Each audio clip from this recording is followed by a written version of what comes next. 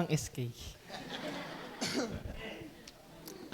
Salamat po sa Panginoon at nagising pa po kaninang umaga at nakapakinig pa po ng salita ng Panginoon.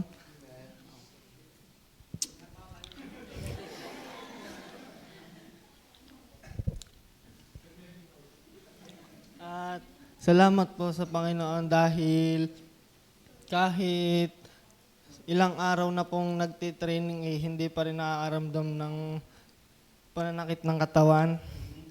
At patuloy pa rin po yung lakas ng resistensya ng katawan.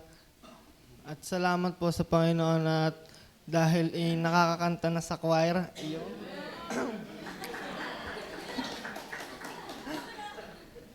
At salamat po sa Panginoon at dahil patuloy niya po kaming hindi pinapabayaan sa buong maghapon. At bagamat po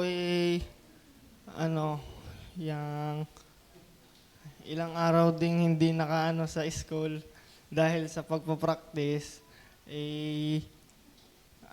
buti po iligtas sa math. Salamat po sa Panginoon dahil hindi niya po kami pinapabayaan ng aking pamilya sa anumang tuksong dumating. At salamat po dahil ay nakapakinig kami ng salita ng Panginoon. Yun lang po.